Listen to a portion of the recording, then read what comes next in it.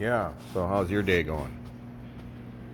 Here we got a 2012 Chevy Traverse, timing chain issues. We've got codes and noises and stuff. So, in order to get it out, get to the timing chains, I take the engine, the powertrain module, they call it, take it right out.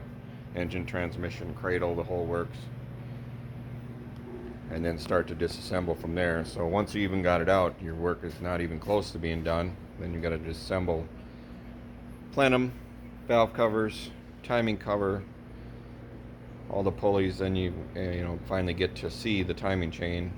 Hopefully can see what's wrong, broken guide, wore chain, something like that. Probably end up replacing everything just to be sure.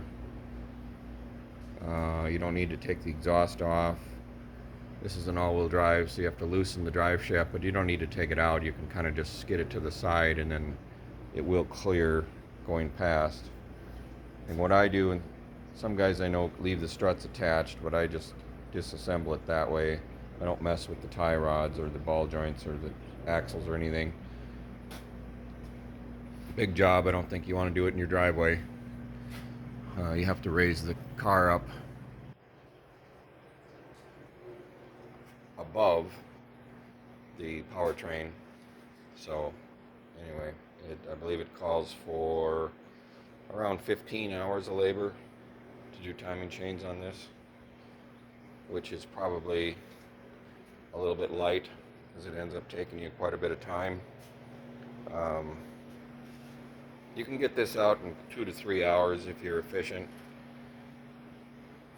Get it out like this and then start the rest of it. So, but the timing chains in particular, I end up taking a lot of time just to be sure that everything is correct, because it's a 3-chain deal with idlers and so forth, and a 2-stage timing process. And it's not bad once you understand it, but it seems a little overwhelming at first.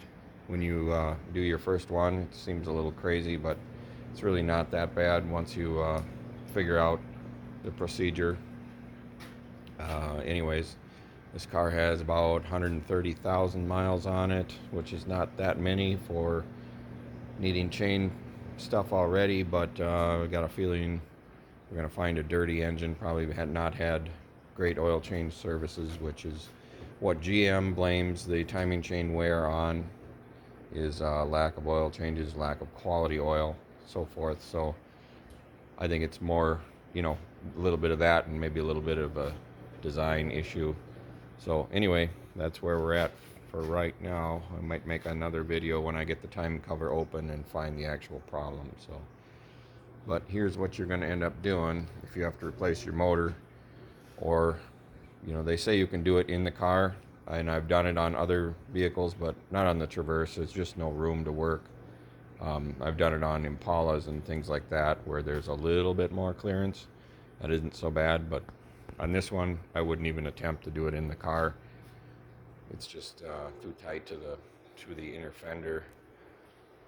You just don't have a lot of room to work, and you got to clean that timing cover really well, and make sure you don't get it a link off or some damn thing like that, because then you're going to be doing it again. So anyways, that's where we're at.